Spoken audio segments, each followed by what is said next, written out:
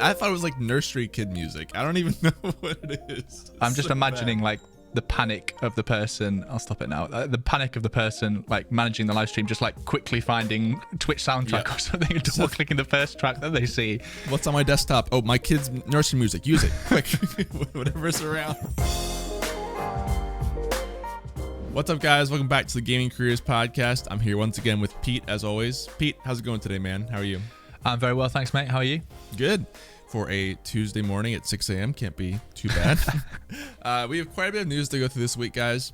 First of all, we have Twitch launching some new potential programs, which is pretty exciting. BlizzCon happened and some funny moments from that related to Twitch and how that was streamed. There was also a new Gaming Careers video that came out, so we'll touch on that piece. Plus the the Rover landing on Mars that was streamed on many places like Twitch and YouTube. Some record viewership for games like CSGO and Valheim, and of course viewer questions at the end. So to kick things off, I think the first thing we can talk about is Twitch is potentially launching a sports accelerator program. So this is basically, there was an email that went out and was on Twitter. It looks like Twitch is sort of trying to incentivize new breakout areas on Twitch. So we talked about how non-gaming areas are on the rise on Twitch, right? And so basically it looks as if they want more sports streamers to come to Twitch and stream in that category. And they'll kind of incentivize them with some payouts and things like that to sweeten the pot sort of sports streaming. And I there's some question on whether it's legit.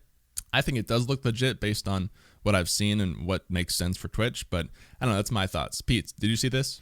Yeah, and I don't think this is the first time that Twitch have run a scheme like this. They're basically trying to, like you said, popularize categories outside of just gaming by inviting certain creators to stream on Twitch with an incentive. And in this case, or at least the screenshots from the emails that we saw, the incentive seemed to be like a cash payout, minimum monthly payout. So as long as you're meeting certain requirements of streaming a certain number of hours and it's in the category, in this case, like sports, then you'd meet the requirements and earn the money. It's interesting to think about, are they trying here to get certain creators onto streaming on Twitch, or are they trying to grow that specific category? Because it depends really who they target these like emails out to, and how they even get the email addresses. Like, you'd presume that these people have already heard of Twitch and signed up in some way, but it could be just a cold outreach email to somebody that works in sports that maybe has like a YouTube channel and they then want them to start streaming on Twitch. If you get me? Yeah, and I think, like you mentioned, this has probably happened for other people before. It does seem like it would be best for people who are already streamers, but maybe there's some influencers out there on Instagram or YouTube who are doing stuff in the sports category and they want to kind of get them to come over. But it says it requires you to be an affiliate to be part of the program. So I would think that you have to have some streaming experience for this. My guess is people who have maybe tried sports streaming, or maybe just like large creators who they think would be good sports creators in some way. I don't know exactly who's getting it. We didn't see who got this. It was kind of an anonymous source, but I think it's pretty cool to see they're doing this to incentivize that. I know they've kind of done that with like podcasts before and things in the past too, so maybe we'll see like cooking people get this. I bet you there are other programs who have gotten this kind of thing. It just hasn't really been shared before. So I'm curious to see what other areas they do this with. But all in all, I think it's a cool program, and if it is true, which I think it is, I think it's very cool that they're doing this. Any other thoughts on this, Pete? Yeah, I think it's basically Twitch is realizing, and they've realized this for probably years now, that it's going to be much more than just gaming, live streaming in general. And we see that with YouTube. You see lots of different variety of what people are streaming, and I think sports is going to be huge. Like, sports is massive on YouTube. There are Sunday league football teams that run their own YouTube channel and film their own games, and they get huge followings of people wanting to tune in every week and see how the score went and what little bust ups there were with the referee and all those kind of things. So I think it's going to have a massive place in live streaming. So Twitch clearly wants to grow that part of their catalog, so it makes a lot of sense. And for creators, like you said, it's probably targeting some smaller like affiliate streamers, but I can see it being massive. The whole gym scene on Instagram is like absolutely unreal, and soon as that starts to come over to live streaming, people having live streams in their own gyms, I just think it's going to be like massive. There's so much information to be shared there, and so I think a massive audience of people that want to watch it as well. I think this kind of nicely transitions into what we saw with the Mars rover landing, because that is not gaming. That's not an esport or anything like that. But it had huge audiences, particularly on YouTube. I watched it actually on Twitch, and I thought, whoa, it's hit 180,000 viewers on Twitch. And then later on, I saw a tweet from Fwiz, who is like the YouTube gaming director, I think, saying that there was over 3 million live concurrent viewers watching the Perseverance rover land on Mars on YouTube. I think they had a few different streams, I presume for a few different languages. So that was, adding up all the different streams, but still, like, that's crazy numbers. And admittedly so, like, people do want to watch this, and I'm sure this was shown on traditional television as well as like NASA's website and things like that. But the fact that even on YouTube you're getting 3 million live concurrent viewers, and the difference, I think, is the big thing there. The difference between 3 million on YouTube and just 180,000 on Twitch shows that there's a massive market of people that don't know about Twitch, and as soon as they see a live stream on YouTube, click it and then really found that interesting. Yeah, I think the other thing is a lot of brand channels are on YouTube where they haven't really moved to Twitch yet. So I don't know exactly who was streaming this event, but I would guess NASA was streaming this on YouTube, and some other news category sites, things like that, that are kind of where you go to for big, worldwide news like this happening, where you don't really have a NASA channel on Twitch streaming this, to my knowledge, or that sort of thing. So I think even like SpaceX, that kind of thing, right? That's usually been on YouTube versus Twitch. So if you have the official channel that's doing the thing on the platform, it's probably going to have more viewership there. The other piece is, like you said, I think a lot of people don't know about Twitch yet as much, and they don't go. I actually was saying with you, I went to Twitch to watch this because I like seeing the reaction of people, and Twitch chat following the event is really fascinating to me. But I think, like, for general news, for even like if you're looking at links for stuff online, if a news article is talking about, watch the Mars rover landing here, it's always going to link to YouTube generally versus Twitch, because of, you can have like a start time for that on YouTube and a countdown, and you get very clean landing page just for that event, versus Twitch, if you're linking to a streamer, it could be anything and it could be live whenever. So I think for brand purposes, it probably makes more sense for YouTube. So I'm not really surprised it's that much bigger. But still kind of cool to see these on either platform for big worldwide news like this, or out of this world news in this case. And I thought it was super cool to see. So hopefully we'll see more stuff move to Twitch. It'd be cool to see if NASA or SpaceX or these channels do have their own official channels on Twitch too in the future, and there's some sort of like special chat experience there too. It could be really cool. So we'll see if that happens. I'm not sure if we'll see it. The live stream actually on Twitch was on a NASA official channel, so they definitely do have their own official channel. But yeah, that would be awesome if they could have like some chat integration. I'm just imagining like chat all spamming commands and it's like changing something on the rocket. Probably not the best idea. But I think there's quite a few reasons to watch an event like that on YouTube over Twitch. The biggest one being like the quality options. Like NASA is definitely going to have the capability to stream at like 20 megabits if it needs to, so you can get a really high quality, probably even like a 4K stream.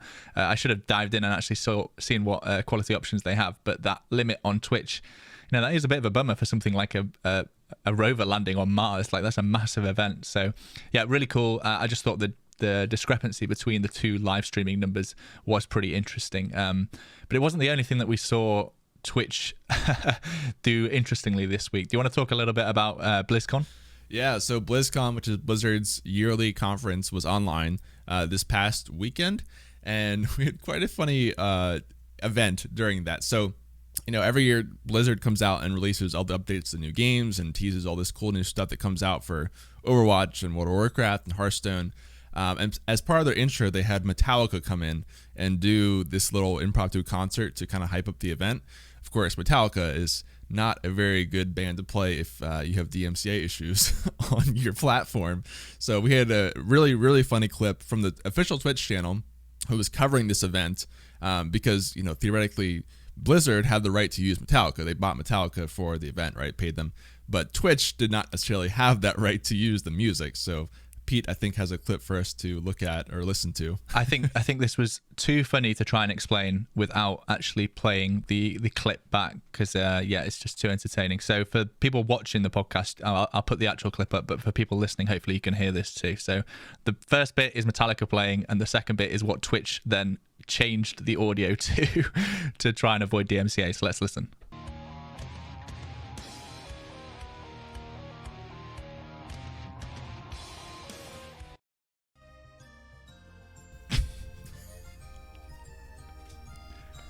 It sounds like the music from Overwatch. Not from Overwatch, sorry, from Overcooked. Have you ever played that game, like the cooking game? It sounds. I thought it was like nursery kid music. I don't even know what it is. I'm just imagining like the panic of the person. I'll stop it now. The panic of the person like managing the live stream, just like quickly finding Twitch soundtrack or something and double clicking the first track that they see. What's on my desktop? Oh, my kid's nursery music. Use it quick. Whatever's around, just use it. The funniest bit, and you kind of have to be watching the clip, so watching the podcast to see it, but is the fact that the visuals is still like this heavy metal rock band slamming their guitars, and then it's just this like nursery music in the background. I thought it was so funny, and absolutely rightly so memed upon everywhere. I wanted to point out the top comment on the Twitch subreddit, which I thought was pretty interesting about this clip, which I think was the top post of the week. Said, at this point, what is the point of playing music at any event over the internet? If this is what it comes to, literally no one is going to have any further reason to use it. The event tells you not to play segments. The artist's music is then muted and not heard. The platform then they use mute it. The audience then can't listen. So why even bother? I mean, that's a good point. Like, are we going to see no more, live performances, in the live streaming space without some really locked down contracts being signed? Yeah, I don't know. It's such a tough situation because, I mean, it's cool for Blizzard to do this thing. I'm sure people who watched it enjoyed it, who could actually hear the event and it wasn't muted by that. So you don't want to leave that kind of thing out where it can never happen again. You can never sign a band to come introduce your event or even just play stuff on stream. But we have to get somewhere better than we are right now because this kind of situation, it's so funny, but unfortunately it happened at the same time. Metallica was sitting there just headbanging to this nursery music because you can't. It wasn't the only stream that did this, by the way. I saw other streamers were doing their own copyright music or trying to voiceover sing for Metallica, which it's just so sad because you just can't enjoy that band for that purpose now. So either we're going to see more copyright stuff break out for this kind of thing and developers and events and everything will have to go really the extra mile to make sure it's all copyright safe, or we'll just have to use no music, like you said, and move away from that, which I don't think will happen, but it's going to have to take a learning experience for the whole industry, I think. The other thing I wanted to mention with this is I think from what I read, Metallica is pretty infamous for kind of causing DMCA stuff with their music. They've been known to kind of be really strict about their music, I believe. So it was kind of ironic that Blizzard chose to use them for this. Because then that's why everyone was so committed to get the music off the stream. Twitch immediately switched to different music because you don't mess around with Metallica. Apparently, they will DMCA you very quickly, from what I hear. So that was kind of ironic, but yeah, I mean, this kind of thing. Hopefully, it's a wake up call to the music industry because this can't keep happening, and for Twitch too. They have to make sure that if an event like this happens, like BlizzCon is a big enough event that you can reach out to Blizzard ahead of time, make sure it's all vetted, and maybe that becomes the new standard process for events like this and other online performances. I don't know. I think one takeaway for people listening and watching is if you're, a bit confused about DMCA, you're in the same boat as a massive company like Twitch now. They messed up on their own live stream, so don't be too hard on yourself if you accidentally stream Cyberpunk and you haven't put it in streamer mode or something. You just get rid of the VOD. Twitch actually got rid of the VOD. I went searching for it to get that clip, and the VOD's been deleted. So they're even following this advice of if you do mess up, just get it off the internet as quickly as possible. But I just thought this was too funny not to mention. It's such a funny thing to have happened this week, and DMCA has been such an ongoing topic, and it's kind of dragging on now that I think I needed to laugh about it once. Yeah, the other thing I wanted to mention too is I saw a clip of XQC, and he was watching. I think he was the number 2 channel on Twitch because he's a big Overwatch person. So people were watching him watch BlizzCon. And when this came on, he just turned up the volume of Metallica, just went louder with it. So, I mean, if you want to take the XQC approach and just play with fire, you'd be my guest. I mean, clearly it's working for him for what he's doing. So, it's just very funny, the different sides of Twitch versus their poster child XQC there. Yeah, absolutely. I mean, we'll find out what the fallout is. If Metallica really want to go hard at Twitch, maybe they probably have grounds to do so, but we'll see. A couple of other things that we saw, something that we like to talk about every week really is what we've seen in terms of the stats of games being streamed. CSGO, like we've mentioned a few times, when it has one of its like quarterly tournaments, really gets a massive bump in viewership.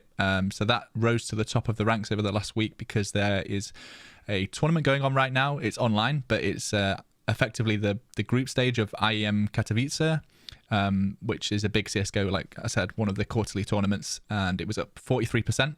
And you saw some stuff around Valheim. You want to talk about that? Yeah, I mean, Valheim is kind of blown up over the past couple of weeks. So we talked last year about, Among Us and Fall Guys really broke out as indie games kind of out of nowhere.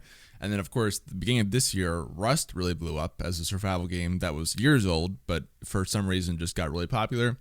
So Valheim is kind of a nice marriage of those two categories where you have this indie survival game that's breaking out now, and it's getting quite a lot of viewership. I think they had over 1 million purchases on Steam, if I remember correctly, and a lot of viewership on Twitch. I think it's in the top 10 games on Twitch over the past week or two.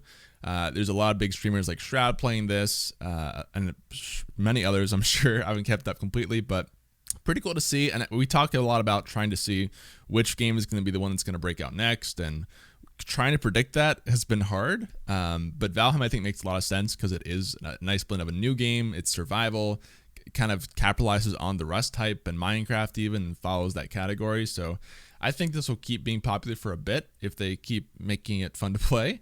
But just cool to see a new game break out. And of course, CSGO, like you mentioned too, also kind of always kinds to peak back every couple months or so with the tournaments and things like that. So cool to see how the shift is happening on Twitch of viewership for games, and whether that will continue or kind of trend back to what it was. So your prediction then is when we come back to these stats next week, where are we going to see Valheim then? Because we've got to put our money down here. Yeah. We're trying to help out the listeners with what game is going to be the next breakout game on Twitch. We think Valheim. Valheim's hard to predict. I think Valheim will be in the top 5 games next week. I don't think it'll be the number 1, but I think it'll be popular for the next month or so, and then slowly fall off. That's my prediction. What about you? Yeah, I think we've categorized games in these like 2 buckets before. I think there's like eternally popular games that have esports side to them. These are CSGO, Valorant, League of Legends, even like Rocket League, I think you could throw in there, Dota 2. Like, they have such a big player base that they'll always have like a baseline viewership on Twitch, and there are people that just stream that game and are really good at it. And then these tournaments like peak up the viewership. And then we have these like breakout games like you mentioned with Among Us and Fall Guys and Rust. And I think Valheim probably is going to fill in that kind of category, that are really entertaining to watch your favorite streamers stream, because there's like the community aspect, or there's like, screwing each other over in games like Among Us. And that's just really entertaining to watch your favorite creators. So yeah, I agree with you. Let's say top 5. We're going to come back to it next week. And hopefully we have predicted it right. And unless so many people listen to this podcast that they start streaming it and then it becomes saturated and people give up midweek, that's what we can blame it on when it doesn't work. Okay. That's right. Yeah, it's guaranteed to happen now. Everyone's going to go play Valheim and throw our predictions completely out the window at this point. Good. Yeah.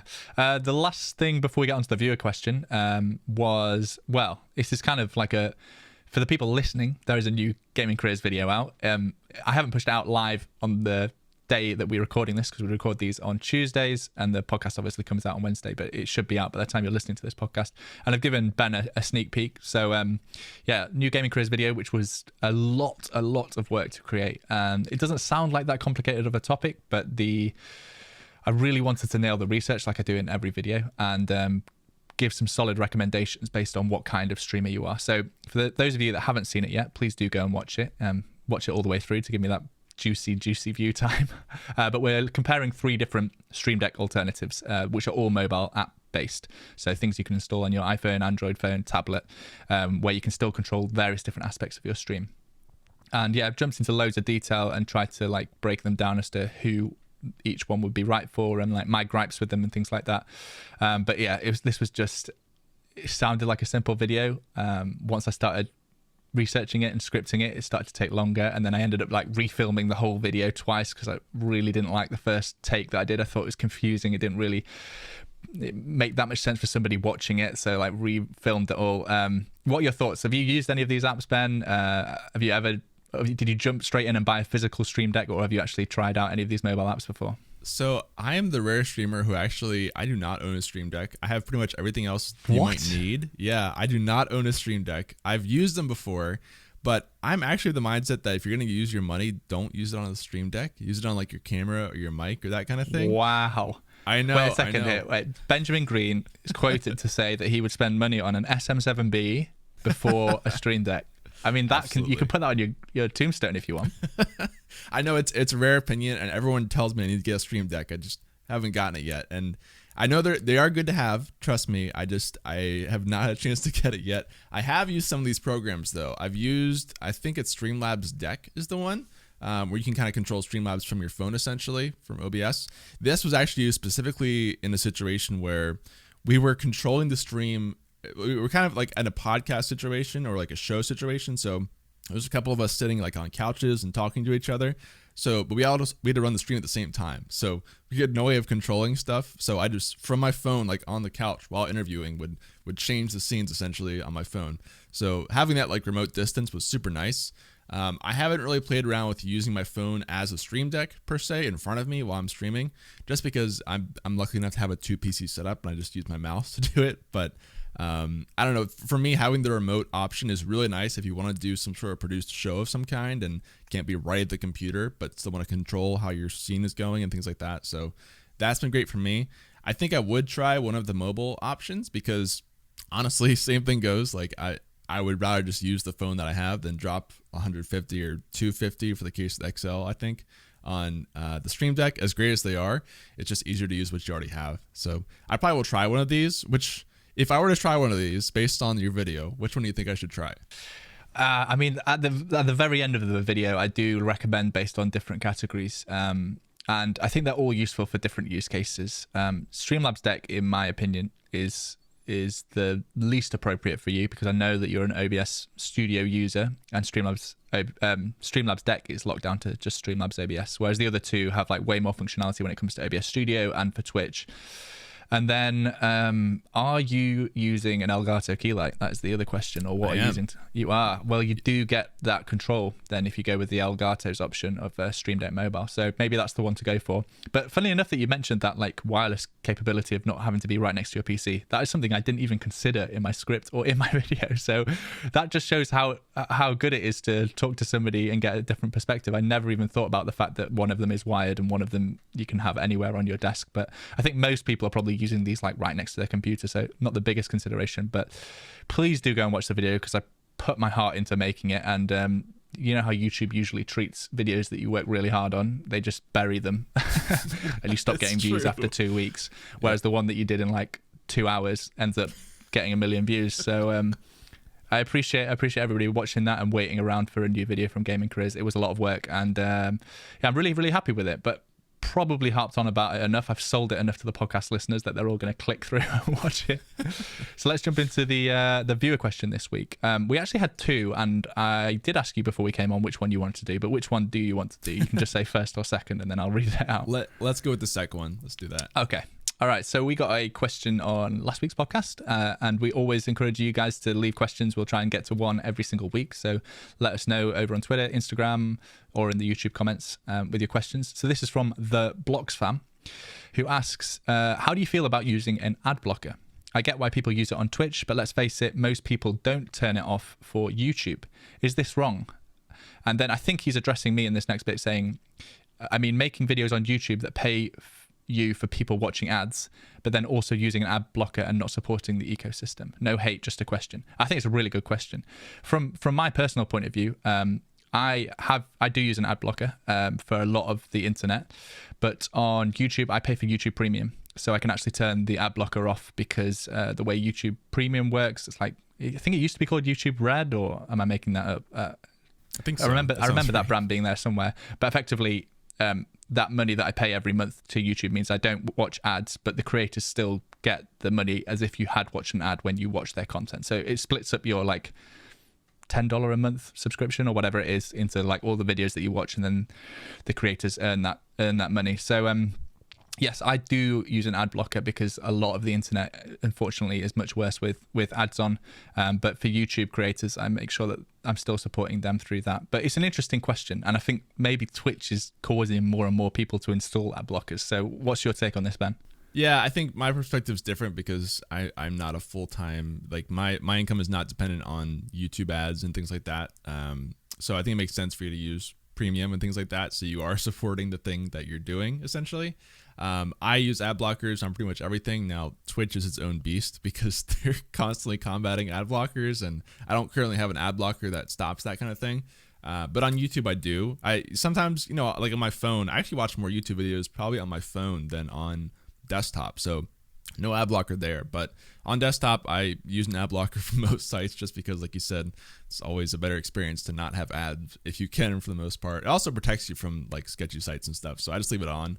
But in general, I think if you are a YouTube creator, it's a tougher dilemma if you're asking people to watch your ads, but then you're not watching ads yourself. There's that double standard there. But there's also a lot of ways you can make money outside of ads now too. I know a lot of channels who don't run ads essentially, or didn't run ads until you had to run ads, and do things like the in content ads for shout outs and merch and things like that to just avoid that system.